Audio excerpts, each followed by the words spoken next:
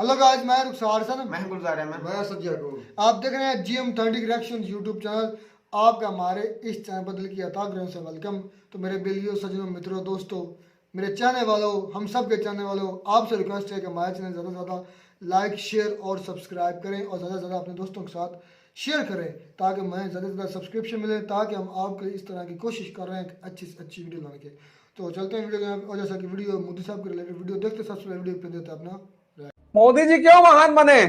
Turkey में भूकंप आया, क्या मदद भेजी उन्होंने। मैं आदरणीय प्रधानमंत्री जी को बहुत बहुत धन्यवाद कहना चाहता हूं। मतभेद एकदम अपनी जगह है, जहां मानवता की बात आएगी वहां भारत का प्रधानमंत्री दुनिया में सबके साथ खड़ा हुआ है और इस बात के लिए उन्हें सबको उन्हें शुक्रिया कहना चाहिए, सीखना चाहिए उनसे। सिर्फ बुरा पक्ष ही देखना बहुत बड़ी बात नहीं होती। ये चार तुम अपने जीवन का प्रियम्बल बना लो। ध्यान करो, योग करो, पढ़ो और मां बाप का सम्मान करो।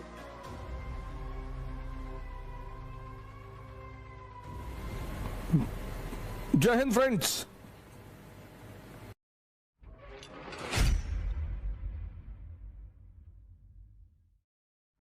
मैं जब मोदी जी की तारीफ करता हूं व्यक्तिगत तौर पर, तो कई बार लोगों को बहुत कष्ट होता है। मोदी जी से हमारी पटीदारी है, हमारा मकान कब्जा किए की जमीन लिए छीने जा रहे हैं। लोगों ने वोट दिया, वो प्रधानमंत्री है, उसमें मैं क्या करूं? जो लोग उनसे खुश नहीं है वो फिर से वोट उनके विपक्ष में दे दें, वो हट जाएंगे। लेकिन व्यक्तिगत तौर पर मैं उनको बहुत मानता हूं, क्योंकि संघर्ष,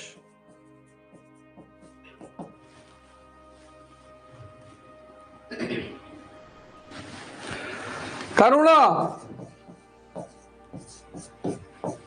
योद्धा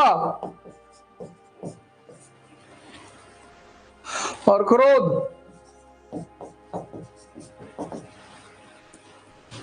ये सब, ये देखो भगवान श्री, मैं कहता हूं ना, पैगंबर हिंद श्री राम, मोदी जी क्यों महान बने?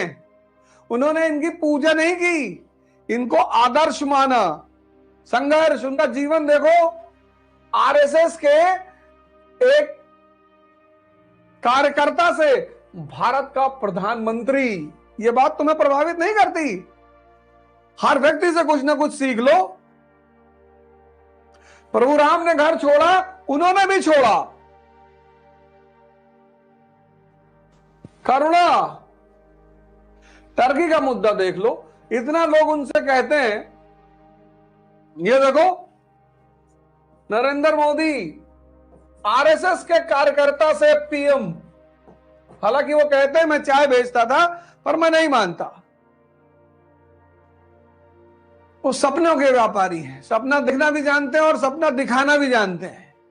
देख लो टर्की वाले मुद्दे पे कि मुसलमानों से नफरत करते हैं। योद्धा हैं।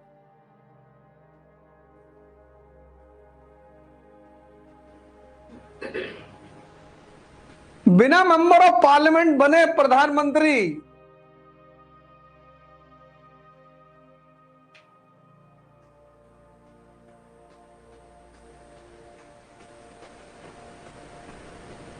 और क्रोध, राज्यसभा के भाषण में लोगों ने देखा ही, कहा मुझे मत छेड़ो।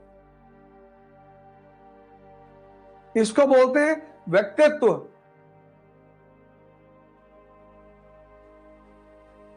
मोदी जी श्री रामचंद्र की पूजा नहीं करते, फॉलो करते हैं। अंबेडकर जी की पूजा नहीं करनी है, फॉलो करना है। ये देखो,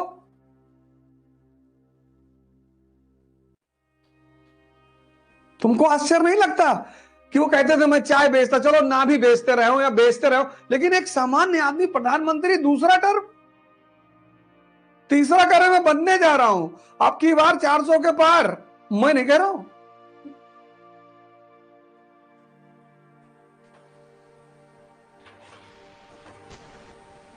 है चुनाव लड़ने जा रहा है बीजेपी से। मैं कहा मैं चुनाव लड़ूंगा, मैं क्यों चुनाव लड़ूंगा?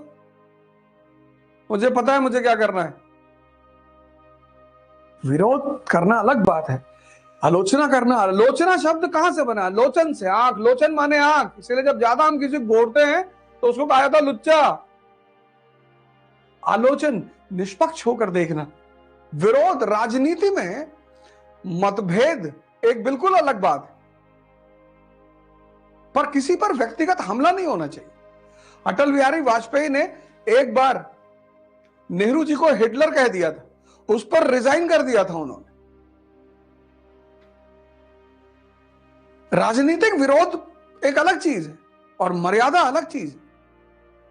और मोदी जी को तो मैं देखता हूं कि राम के सिर्फ भक्त नहीं है, फॉलो करते हैं पूरी तरह, त्याग। और उनकी श्रीमती जी वो सीता जी से कम नहीं। यहां 10 दिन बिना पत्नी के रह जाओ तो धमकी देने लग जाए।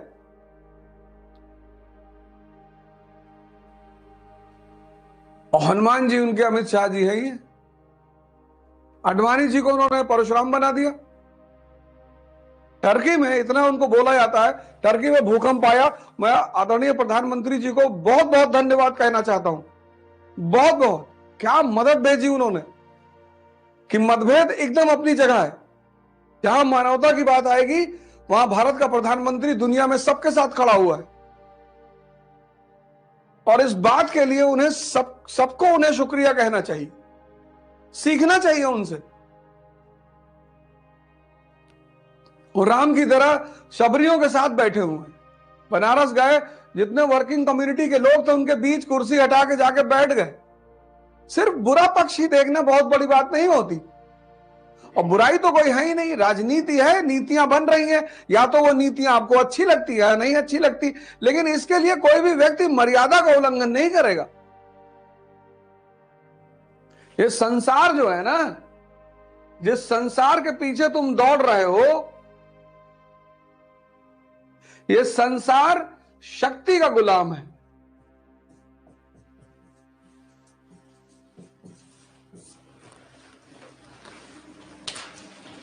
से तुम्हारी आज स्थिति है, ऐसे कभी मोदी जी की भी रही होगी।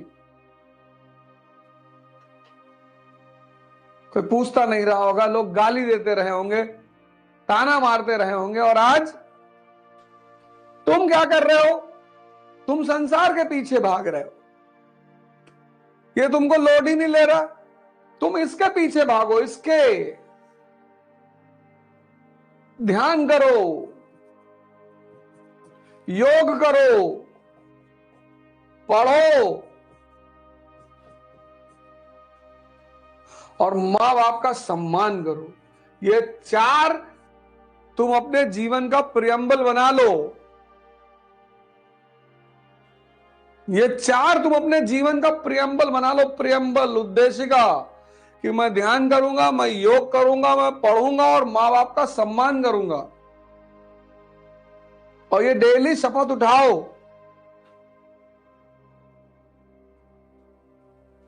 कल आईएएस बनोगे तो शपथ लोगे ना भारत के संविधान की। तो आज ही भारत के संविधान की शपथ लो कि मैं अवध ओझा योग करूंगा, मैं अवध ओझा प्रतिदिन ध्यान करूंगा, मैं अवध ओझा प्रतिदिन पढ़ूंगा, और मैं अवध ओझा अपने माता पिता का सम्मान करूंगा।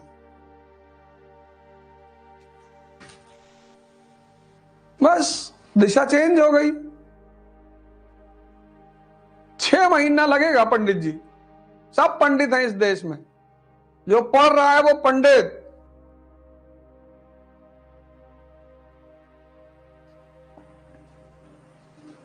और जो पढ़ते पढ़ते जाग जाएगा वो ब्राह्मण। Example doctor Ambedkar. मैं डॉक्टर अंबेडकर को इसीलिए बहुत मानता हूं, बहुत। और एक चीज उनकी जो मेरे दिल में इंप्रिंट है, वहां न्यूटन का चौथा लॉ देने वाले आदमी है डॉक्टर अंबेडकर। कि दुनिया में जितने भी लोग परेशान हैं, दमित हैं, शोषित हैं, वो शिक्षा की तरफ चले गए, पढ़ें। लोगों ने कहा काहे भैया? अरे बोले शिक्षा शेरनी का दूध है, भैंस का नहीं, गाय का नहीं, शेरनी का। जो पिएगा वो धाड़ेगा।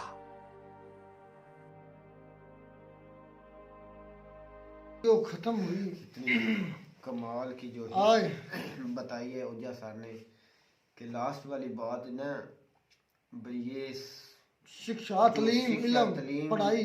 जो तलीम हासिल करता है, ये नहीं कि वो गाय का दूध पी रहा है या किसी हो, वो शेरनी का दूध पी रहा है। कितनी बड़ी मिसाल दी है कि तलीम कितना बड़ा टॉपिक है, कि कितना बड़ा नॉलेज रखने वाली बात है।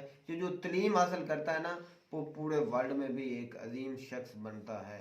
उन्होंने इसलिए शेरनी के दूध की मिसाल दी क्योंकि वो दलेर होता है, दलेर और होता जो तलीम हासिल करता है वो दलेर होता है। इसकी मिसाल मैं दूं, इजराइल पिद्दू सा इतना सा, और अरब कंट्रीज कितनी उनका बड़ी हैं। उनका सारा फोकस ही तलीम पर है। जो इसराइल है ना, उसका हाँ सारा जी, फोकस तलीम पर है। यही है, छोटू सा क्योंकि मुल्क वो है, शेर हैं। शेर है भाई।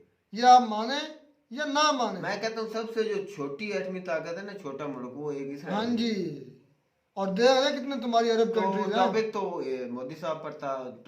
मोदी साहब पर आते हैं कि जो मोदी साहब की विजन है ना, उसने बात करी थी कि आपने वो रीजन को मानते नहीं है, उस पर अमल है, उसको मानते नहीं, उस पर अमल करते हैं। जो उसकी जो उसको क्या बोल रहे थे, जो भी हसन चाहे वो भाई उनके मतलब के भगवान जो नाम बता भगवान, रहे थे, उसको भाई वो गुजार, उसको मैं अपनाते आपको- नहीं है। उसका जो अमल है ना, उसकी सर, लाइफस्टाइल, मैं उसको आपको- अपनाते सर, एक इसलिए वो मिनट, उसकी। सर मैं आपको क्लियर करता चलूँ कि यहाँ पर 2 पॉइंट उठाए हैं सर ने। पहला तो किरदार की तरफ इशारा किया गया मोदी सर के, और दूसरा अमल, और तीसरी तालीम। 3 चीज़ें। अच्छा, ये जितनी बातें भी ये कह रहे हैं ना, वो जो सर कह रहे हैं, ये अपने नॉलेज के हिसाब से बिल्कुल ठीक कह रहे हैं, लेकिन यही बातें आज से 1400 साल पहले की हैं, जो हम भूल चुके हैं। तालीम, हमारे पैगंबर पर पहला लफ्ज़ ही उतरा के पढ़ो, इकरा। इकरा पढ़ो। दूसरा, आप आका सल्लल्लाहु अलैहि वसल्लम का किरदार देखें तो सारा किरदार ही अमल पर मबनी है। जो हुक्म आया उस पर अमल किया, लोगों का एहतराम किया, लोगों के साथ बदतमीजी नहीं की। वालदैन, हालांकि ये वो पैगंबर हैं, लेकिन इनके वालदैन इनके पैदा होने से पहले, वालिद जो पहले फौत हो गए, और वालदा आपके 3 साल की उम्र में, 6 साल, 6 साल की उम्र में मतलब कि चली गई। लेकिन किरदार इतना बुलंद, अमल इतना ज़्यादा कि लोग जितने भी, अच्छा गाली गलौज की बात आती है, जितना सताया गया या जितना बुरा भला हमारे पैगंबर को कहा गया, इतना दुनिया में किसी के पैगंबर को नहीं कहा गया होगा उस दौर में। लेकिन आपने सब्र किया, अमल से, अच्छे अच्छे किरदार से उन लोगों को अपना गुलाम बनाया। गुलाम मतलब कि उनको अपना फॉलोवर बनाया। वही लोग इस्लाम में खुद अपनी मर्जी से आए और ऐसे ऐसे अमल किए कि आज दुनिया में उनके नाम है। यही फॉलो करने का सिलसिला जो मोदी सर को वो कह रहे थे कि उन्होंने फॉलो किया, तो भाई दीन हमारे पास है, सब कुछ है, लेकिन हम फॉलो नहीं करते। बात सिर्फ इतनी सी है, तो इसलिए हम खता में हैं, ये पीछे इसलिए। जा रहे हैं। अच्छा, हमारे पास इल्म है तो बेअदब नहीं है, सीधी सी बात। अगर किसी के पास इल्म है तो अदब नहीं है, वो बड़ों का अदब नहीं करेगा, माँ बाप का अदब नहीं करेगा, उस्ताजा का अदब नहीं करेगा, साथ पड़ोसियों का अदब नहीं करेगा। ये सारी खामियां हैं मेरे भाई, खामियां हैं जिसकी वजह से ये हालत हुई है मेरे भाई। दुनिया में कोई भी इंसान 3 चीज़ों पर अमल करता है, इल्म, अमल और किरदार की मजबूती। ये 3 चीज़ें बहुत लाजमी हैं। उन्होंने इल्म को शेर के दूध की तशबीह दी है ना। मैं कहता हूँ शेर तो फिर भी किसी से डरता होगा, लेकिन जो बा इल्म आदमी है, बा अमल है और मजबूत है, वो मेरे भाई किसी से नहीं डरता। सीधी सी बात है। तो ये जो आज मोदी साहब की वीडियो थी, बहुत बड़ी नसीहतों भरी थी। खैर हमने तो अभी से शुरू की इनकी वीडियो देखने, हमें तो पहले इनका इतना नॉलेज नहीं था कि ये किस तरह के आदमी, तो 1-2 वीडियो हमारी नज़र से गुजरी, तो हम अब मुसलसल इन पर रिएक्ट कर रहे हैं। और ये बड़ी इत्मीनान के साथ, बहुत बड़ी इत्मीनान और अच्छे तरीके से समझा कर ज़हन में डालते हैं बात को, और ऐसी ऐसी मिसालें देते हैं कि हमें क्लियर भी हो जाता है। और जो मिसाल उन्होंने इल्म को दी ना शेरनी के दूध के साथ, वाकई ये ऐसी बात है। तो उसकी मिसाल मैंने दे दी इजराइल की, अभी जिंदा, बाकी पीछे छोड़े क्या है। तो आप अगर इल्म हासिल करेंगे, जो कि पाकिस्तान नहीं कर रहा है, अगर पाकिस्तान के लोग आज इल्म हासिल करते हो तो आज गूगल के CEO पाकिस्तानी होता कोई, आज यूट्यूब का कोई CEO पाकिस्तानी होता, IBM का CEO को पाकिस्तानी होता, UK का कोई वज़ीर आज़म पाकिस्तानी कोई होता, इसके बाद आयरलैंड का कोई वज़ीर आज़म पाकिस्तानी होता, वर्ल्ड बैंक का कोई CEO पाकिस्तानी होता। अच्छा यही भाई, कमी है। सर आपकी मैं बात जरा काट रहा था। तो अगर इल्म की बात आती है तो मेरे नॉलेज के हिसाब से इंडिया से ज़्यादा इसराइल में इल्म है। तालीम पर बहुत ज्यादा नोबेल प्राइज याफ्ता ज्यादा लोग उधर इजराइल में, इसमें तो कोई ये शक नहीं। लोग इन पोस्टों पर ये लोग क्यों नहीं गए? भाई पहली बात तो ये है कि वो इन चीज़ों से ना वो खुद डेवलप करते हैं, ये चीज़ें खुद डेवलप करते हैं, पहली बात तो ये है। और दूसरी बात यह है कि उन सारी बात है, आबादी भी बहुत कम है, लेकिन उनके नोबेल प्राइज याफ्ता बहुत है, वो रिसर्च पर ज़्यादा काम फोकस करते हैं। मतलब कि काम- प्रैक्टिकली वो ज्यादा काम वो करते कहते हैं कि हमने कोई नई चीज़ देनी है दुनिया को। हैं। मतलब कि वो साइंस की तरफ बढ़े हुए हैं ना, हाँ, साइंस टेक्नोलॉजी की तरफ है, इस वजह से वो आज भी दुनिया में राज भी कर रहे हैं। तो भाई आप पढ़ोगे लिखोगे बनोगे नवाब, खेलोगे कूदोगे होगे खराब, बस ये ज़हन रखना। अगर खेल कूद करनी है तो खराब ही होना है, पढ़ोगे तो फिर नवाब भी ना, फिर दुनिया भी आपकी और ये दुनिया वाले भी आपके। तो उम्मीद करते हैं आपको हमारी वीडियो अच्छी लगी होगी। वीडियो अच्छी लगी हो तो हमारा चैनल जरूर सब्सक्राइब करें। मिलता नई वीडियो में नया टॉपिक के साथ, तब तक दीजिए इजाज़त। अल्लाह हाफिज़।